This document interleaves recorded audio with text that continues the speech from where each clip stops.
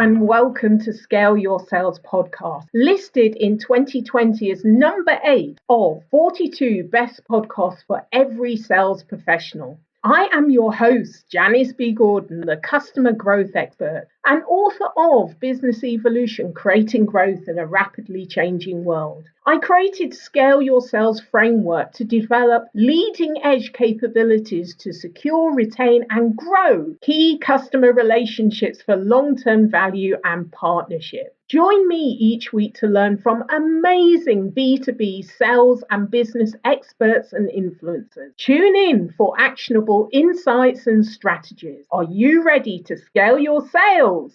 My next guest is the CRO of VanillaSoft. He is a top 50 sales keynote speaker, a 2020 top 10 branding expert, a social media influencer, and a category leading podcaster and serial entrepreneur. He has raised almost $100 million in funding, has been an acquirer and acquired and gone public. And he's only been fired once. Now, frankly, I think he's just not trying hard enough. So welcome to Scale Your Sales podcast, Darryl Praill. All of those obnoxious and annoying statements you just said are all eclipsed by the fact that I'm here today with you, Janice. And this is the pinnacle right here, and I'm thrilled to be here. And rightly so. Damn straight. So, first of all, we were talking about Outbound Conference. Tell me about that, because I've seen it promoted all over social media. What is VanillaSoft doing, and what are you doing? Okay, well, some would say never enough, but that's just me talking to my CEO. Not that I'm bitter about this. So Outbound Conference, for those who don't know, just quick and dirty, I always describe it as the industry's best sales events put on by sales reps for sales reps. There's no vendor bias. There's no research firm bias. There's no association, whatever. This is just pure good stuff. What's interesting about this one is it's actually taking place live and in person in the middle of June, which is crazy. But of course, you don't have to go there live. You can watch it virtually to give options. And it's really simple. Go to outboundconference.com. What is VanillaSoft doing? We are the premier top dog sponsor. And we're very selective, believe it or not. And we're also cheap. I don't have a lot of money. I'm poor. And so we put our money in the events that really resonate with our audience. And that's this one. You've got the 4 key organizers, Jeb Blunt, Mark Hunter, Anthony Iannarino, Victor Antonio, and that's just the start. Oh, and there might be some other people. You wouldn't know anybody, would you, Janice? I've interviewed some of them, but let me say something. You've mentioned men to me, and it wouldn't be Janice B Gordon had I not pulled you up on that, and I hope that kind of goes through. 4 key people leading the event. Where are the women? The women are all there. I'm looking at the actual organizer. The original Victor Antonio replaced Mike Weinberg. Those were the 4 that founded the show. And you're spot on. There's amazing women there above it, and people you would all recognize. Sherry Levitin, Colleen Francis, Meredith Elliott Powell. The list goes on. I want to stop now before I get myself in trouble, because if I get too far, I'll forget somebody and then they'll yell at me, and that's not good. But it's a very diverse and eclectic collection of people. And it's not all just sales. There's some marketing as well, messaging, that kind of stuff, playbooks, that kind of, where you go. And the topics are like you can tell it's written by salespeople, men, women, diversity.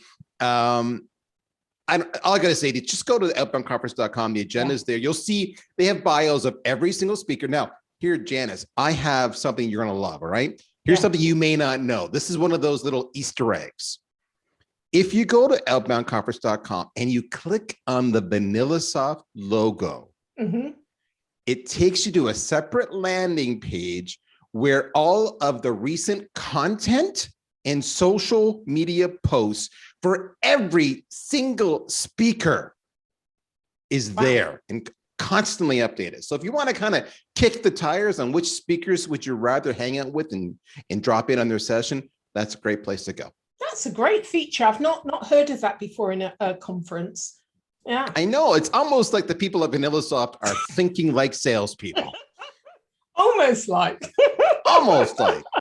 Okay, so let me ask you about, I mean, you're unique and different in several ways, but one of them is that you took on a CRO role from a CMO role.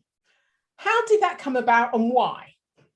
Okay, yeah. So that's the short. The what do we want to say? This the short answer on this was I was stupid. How did that come about? Like anything else, right? You have goals and objectives. Companies want to make it, and if you don't hit them, you try a few other things, and ultimately a decision comes to be. And so they had the decision to say a couple, pretty straightforward. Do we replace the individual with another VP of sales? We previously had a VP of sales, not a chief revenue officer. Okay. We replaced that person, right? And it was interesting. What I was told was this is, I'm getting this kind of a little bit secondhand. They went through this process that said, well, if we bring in a top tier CRO, I'm sorry, I guess CRO or VP of sales, a VP of sales, it's going to take a real long time to find that top, like top dog. So then, but we can probably get, kind of like an emerging almost top dog within the next year or two, fairly quickly. But then there was concern that, this is their words, Darryl would chew them up and spit them out. So I'm not sure if that's a good reputation for me to have or not. You figure that one out. So ultimately, they'd come to me. I had actually expressed about a year prior, saying, if we ever get to this point, I will raise my hand for consideration if you think it makes sense. And so during that process, and just to be clear, at the time, they mocked me. That's right. We're going to put a marketer in charge of revenue. Yeah, nice try, Praill. We know you carried a bag. We know you were a VP of sales before, but that was years ago. Go away.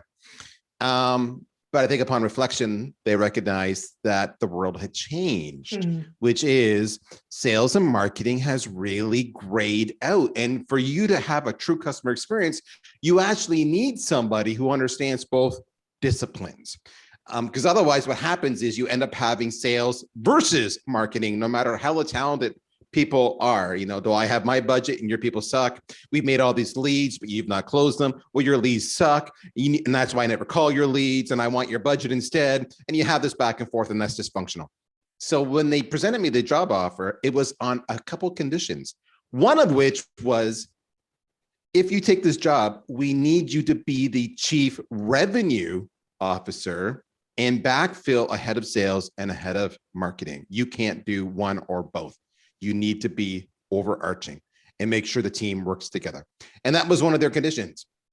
I had several, a couple of which you might find interesting. I wanted to build a revenue ops team out. I needed budget. I wanted to build a sales enablement team out. I needed budget. I wanted to be able to hire a rep anywhere in the world that made sense. And this was pre-COVID. And they said, yep. So we negotiated, and that's where you're at. But big time is it reflects the reality of the modern revenue organization. It is truly, when an SDR or an AE comes to me and starts talking about open rates, then the world has changed. Yeah. And it seems that actually this was the best way to do it, because companies need to move from the either or to the actually, we're talking about the customer. And so the customer doesn't care if it's the sales or the marketing. We're talking about the customer. So it seems like how many years ago was this now? This is two years? This happened in July of 2020. So it's going on a year now. Yeah. But this is where organizations absolutely have to go. Absolutely have to go. Yeah. Well, here's the biggest thing, right? You talk about alignment. Now they're all reporting to me. So there will be alignment, damn it. But the best part is, like, the first thing I did, and sales reps will find this interesting, the first thing I did was I took money from marketing and I invested more in sales because we had holes to fill and now I owned it. Whereas before, when I was the chief marketing officer, there was no way in hell the sales organization was getting my budget. Yeah. Right. Yeah. But now that I owned it all, we're one big family and we're just moving money and people around. Yeah. That's the biggest way to look at it. Yeah, and that absolutely makes sense, and it's a better investment of money. It's going to get the better outcome, isn't it? Yeah. Yes. Yeah. It makes marketing more aware of sales and outcomes, and it makes sales more aware of messaging and targeting and audiences and best practices on how you go to certain channels. So they really start to cross-pollinate, and they're on the same team. They're not fighting each other. They're working together. So it was kind of like getting cats and dogs to play nice together. But, you know, we all know in the right house, cats and dogs can be best friends. Yeah. And there's something else I think is kind of leading the way, in that you're a real figurehead, your brand, you know, and then you've got the company brand, and the way that that happened, because now we'll have, you know, a good friend of mine is Tiffany Bova, and, you know, so although you've got Salesforce, she has her own brand, and the two kind of leverage one another. You know, they're not in competition with one another. They're supporting and leveraging one another. But again, I think it's quite difficult for organizations to develop their thought leaders to be separate, to be, you know, their own brand within an organization. So for you, how did that happen? That happened out of necessity. Because we were in a category, sales engagement, and we weren't number one or number two. Most categories have a 1-2, right? Coke and Pepsi, you know, IBM and Microsoft once upon a time, Ford and GM if you're in the US.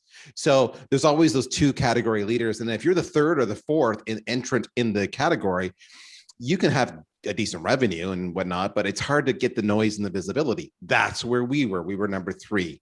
So how do we get the visibility? Because the other part was, we hadn't raised 300 million in venture capital like my two competitors, SalesLoft and Outreach, had. So we had raised less than 1% of that. A different business model we were going down the road on. So how do we get notoriety and visibility while having a lot less money and not being one of the top 2 established category players? And that was where branding came in. We recognize branding is actually pretty damn affordable. You can make good content. You can, you know, do the dog and pony. You can hang out with people like Janice Gordon, you know, Janice Gordon. Right, my brand has grown because of that. And by doing that, we recognized we had to leave the corporate channels. Like we had like almost 40,000 people following VanillaSoft on Twitter. That's not insignificant. But the reality was there were always going to be some faceless entity. Oh, it's VanillaSoft. So I'm like, I looked around and I said, are there any volunteers? And nobody put their hand up. So I said, okay, then I guess it's got to be me out of, you know, process of elimination. Other companies have done a good job on that. I look at Gong. Gong's done a great job on that, right? They had Chris Orlov for a while there. Then they had Devin Reed. Then they got Sarah Brazier. So Sarah Brazier's a great, started off as an SDR, became an AE, but they put the power of social behind her. She's engaging, she's funny, she's personable. So those are people who have their own brand, but can still represent the company. I've even had people come to me. I've had my own staff come to me. It's kind of funny when it happens, saying, we just kind of clued in. Okay, on what? You're so synonymous with VanillaSoft. Are they able to fire you if they don't like your results as CRO? And I said, that's the other side, right? So I said, does it give me a little extra job security? Yes. But ultimately, can they fire me? Yes. You know, in the end, results matter. So, but you're right. And there's so many people out there who are doing this, but for those of you who don't have the big funds, aren't the category leader, branding's where it's at. Find yourself a personable CEO or figurehead. Again, Sarah started off as an SDR. She was as low on the totem pole as you can get. Yet she still was able to use her own branding with some support from the company to create notoriety and awareness for Gong. There's a lot of talking about SDRs. There are a lot of SDRs that are doing that at the moment, that they're, you know, kind of Morgan Ingram, and, you know, there's lots of them that are actually developing their own brand, whoever they're working for, and, you know, getting out there. So I think that there's a lot to be said. There's a lot more examples now, but at the time when you were doing these things, it was early days. Yeah, it was really early days. Yeah. So kudos to you. Well, thank you so much for that. And it's harder these days, I acknowledge. You know, a good example of doing that again is Clubhouse. And I'm at that point in time saying, do I jump in? And I am in a Clubhouse, but only passively. I'm like, do I go all in hard because that's going to be the next one? Or, you know, will Twitter usurp it or some other firm? So timing is always interesting. That's the hardest part. Yeah, it certainly is. And I'm an Android user, so I've only just gotten onto it. But, you know, like, you've only got so much time, really, haven't you? That's the issue. Make a decision. If you're going to go in, you've got to invest the time and be, in. And that's why I try to tell people, if you're going to do it, because of that right there, what you just said, I'm like, just pick one platform. Don't try to be everywhere. Instagram, LinkedIn, Facebook, Twitter, Clubhouse. Just pick one and do it really, really well. And make sure it's the one where your target audience is at. That's obviously the place, right? The other thing I tell people is don't get hung up on the vanity metrics. Vanity metrics come in time.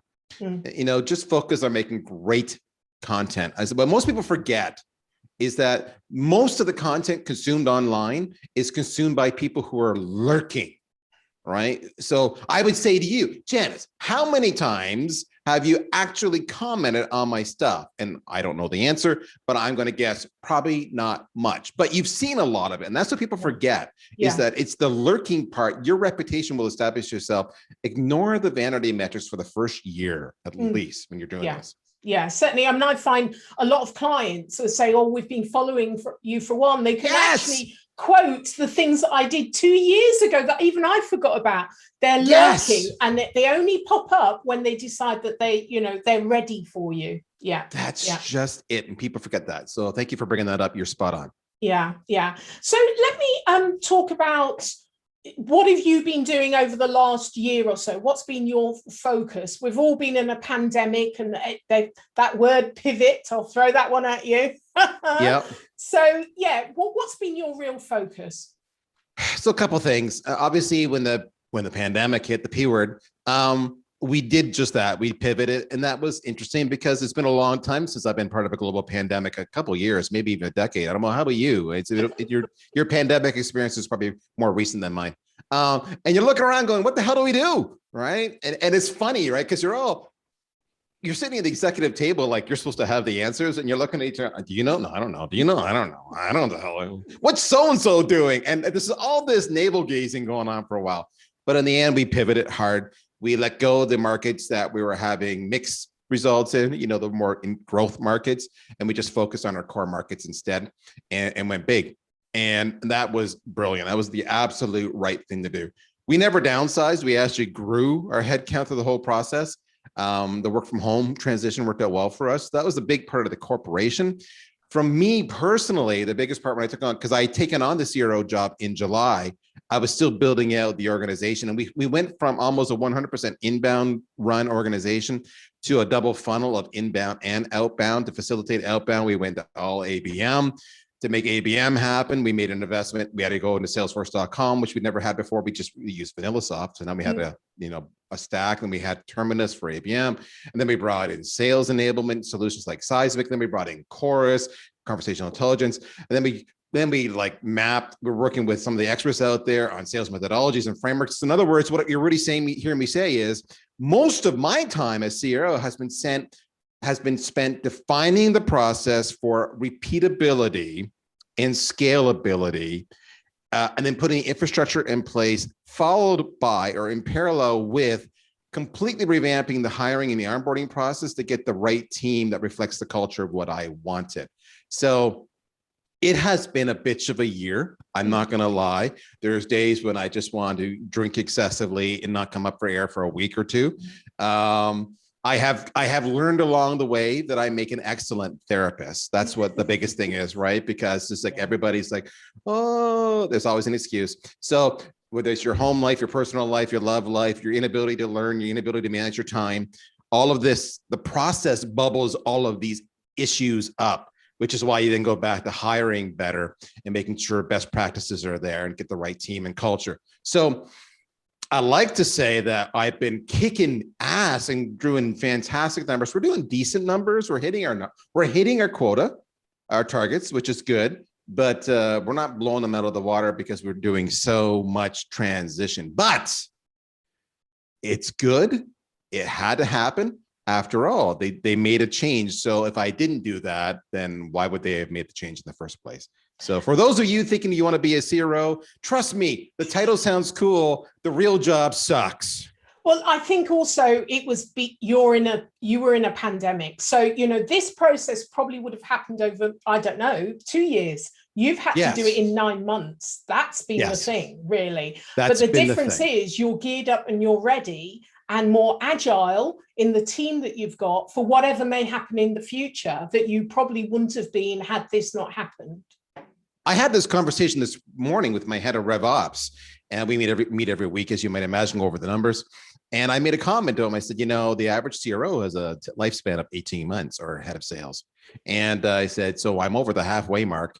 And I said, if I got my ass fired tomorrow, I said, the next person coming in, seeing all the process and infrastructure and everything that we put in place are going to go, sweet. Like, look what I landed in, right? Yeah. But I won't lie, you nailed it. Moving at such a fast pace has put strain on the organization and on the players.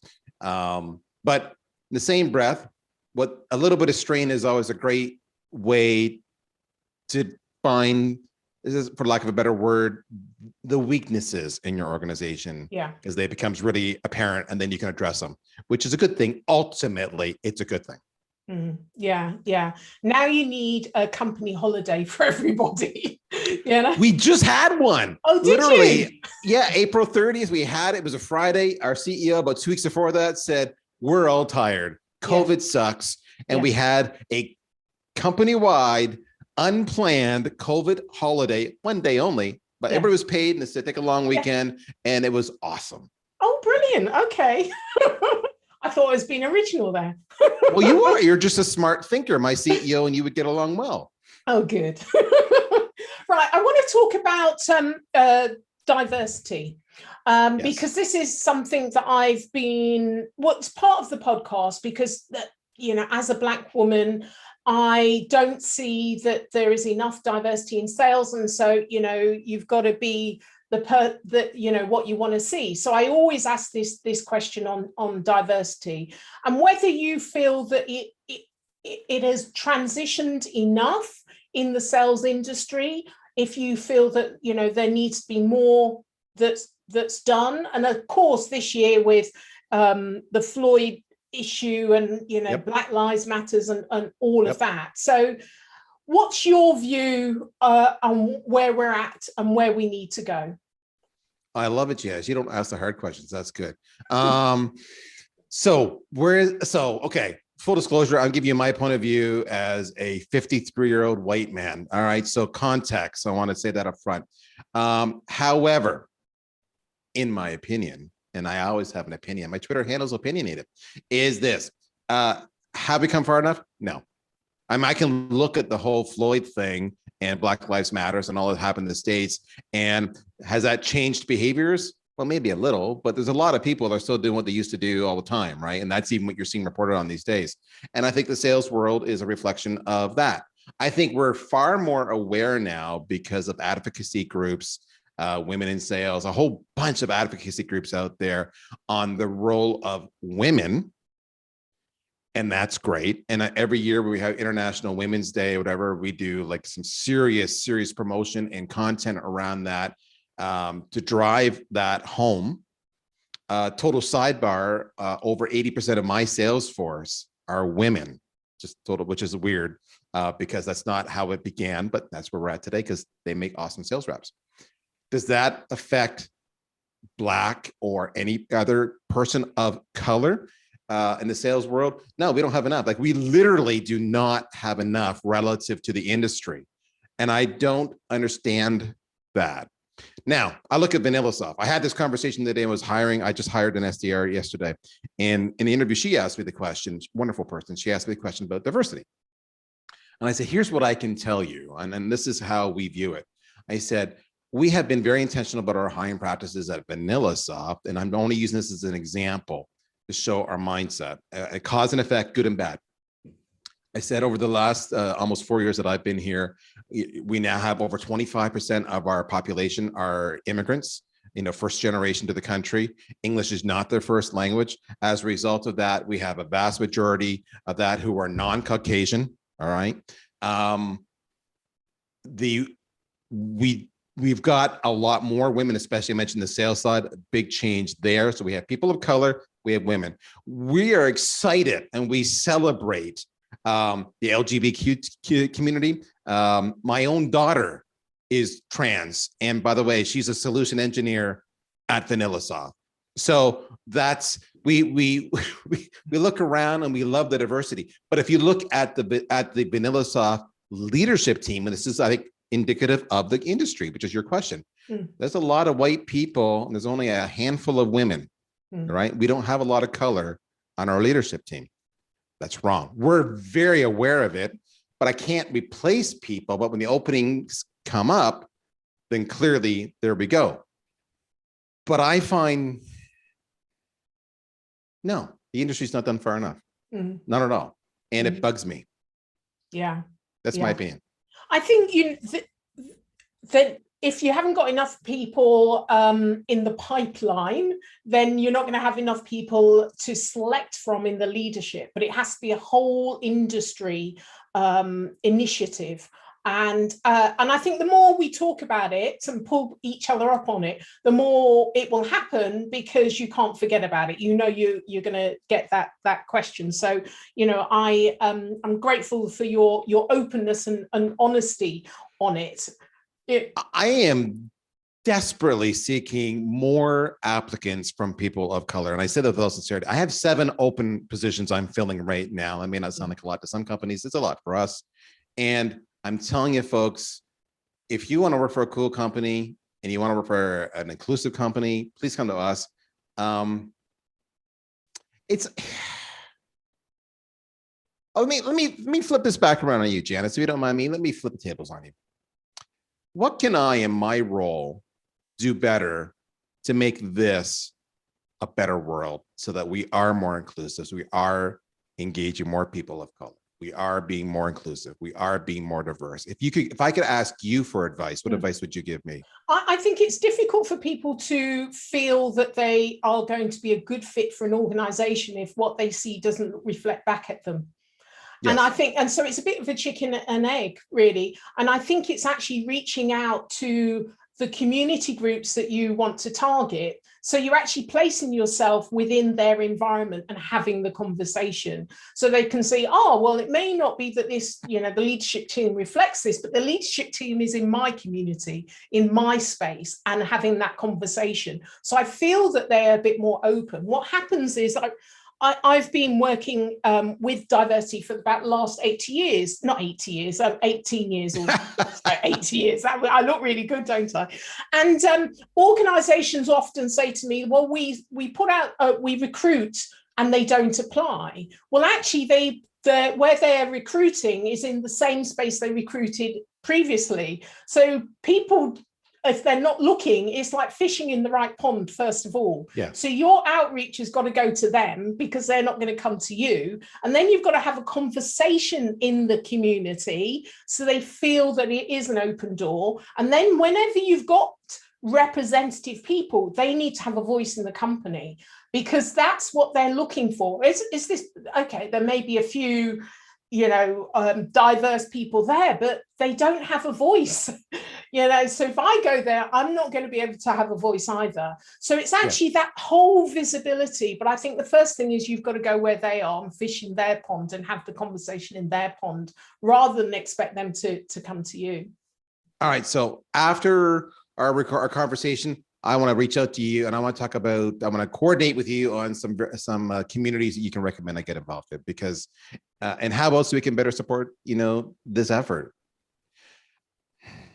Anyway, you're hitting something that I get fired up about, so I apologize. Yeah. Well, no, don't apologize. We want to be having the conversation, and part of this is I can direct people to hear you say this, you know, so I can already put this out in those communities, and people think, Please oh, really? Do. Right. You know, there was I interviewed Julie Mann, who was brilliant. Yes. Julie Mann. Yeah. And she said, oh, I'm recruiting. So actually, 1 or 2 people that were SDRs, you know, the kind of looking for work on LinkedIn, I put it in front of them. And I know at least one of the 2 people actually approached her, you know, so you never know. You absolutely never know. I'm hiring, folks. Send me your damn application. Connect with me on LinkedIn. You want to get hired? Show me you know your stuff. Connect with me on LinkedIn. Personalize the outreach. Give me context that you heard me with Janice. All right. Sell me what you got. Let's make this happen. Yeah, well, let's make it happen. All right. Let me ask you, if you're on a desert island on your own, what's the one thing you would take with you? Oh, I'm going to sound really old school here. And it's probably because I've watched too many episodes of Gilligan's Island, which is I would bring a radio. If you ever watch Gilligan's Island, for those of you who don't know, who even know what the show is, everything was always the radio. They would zoom in and they would listen to the radio and they'd always hear the announcer because even though they were shipwrecked, they could still pick up the signals and what was going on in the mainland. And that was how they kept in the know what was going on in civilization. Yeah. Right? I'm a sucker for anything talk, conversation, issues. I love discourse, but I also love music, and I also love just let's have a debate. Let's learn and together. Yeah. So for me, this is why I love podcasts so much, right? Yeah. You get a relationship with the personalities and the hosts. So for me, it would be a radio. Yeah, that's interesting. And perhaps you could type out Morse code when you're ready to get rescued. Yes. dot, dot, dot, dash, dash, dash, dot, dot, dot. I had walkie-talkies as a kid, and it had a built-in Morse code thing, and it had the little thing on it. You were told you what every letter was. And of course, you only learn SOS. That's all you know. And after that, I'm screwed. So that will get you off the island. No, it won't. I can probably just do SOS as big as life in the sand, as opposed to the dot, dot, dot, dash, dash, dash. Anyway, there we go. What about your hero or shiro? Oh, okay. So this is going to sound cliche. It would be my wife, because she has put up with so much crap and put all of us first. She dances around my crankiness and has learned how to manage me. She could give lessons to my sales reps the whole time, forcing my kids and I to be better people by asking us hard questions and putting us in situations. I go back to stupid things like Christmas is past. Okay, well, we're going to go to a food kitchen and we're going to serve, right? And honey, it's just, I'm on vacation. No, we're going to a food kitchen and we're going to serve. Yes, dear. And then afterwards you do that, you're like, you know what? That just felt good beyond. That's an example. So my wife is my hero. You can't tell her that though, because it will go over her head and I will not hear the end of it. I'm going to tell her. Damn you. I knew you would. It's been an absolute pleasure. We're going to have to do this again. I've really enjoyed it. So tell listeners how they can get hold of you. Listen, it's really simple. LinkedIn, obviously, but go to Google. How's this? Go to Google, type in the word Praill, all right? It's like Praill. I'm going to be 98% of the hits. There is one person that beats me on the #1 list. It annoys the hell out of me. Apparently, it's some distant relative out in Western Canada who killed their mother. And apparently, killing your mother makes you more newsworthy than Darryl Praill of VanillaSoft. So if you skip them because they're in jail, they won't talk to you. Any other link after that, you'll find me. All right. Well, we won't need Morse code to find you then. No Morse code. No. Thank you for being a guest on Scale Your Sales podcast, Darryl. I love it. Thank you. Thank you for joining me on this episode of Scale Your Sales. Feel free to connect with me on LinkedIn or Twitter, Janice B Gordon, to comment and share. I'd love it if you would leave a review on ratethispodcast.com/scaleyoursales. Please subscribe for more weekly expert insights to scale your sales.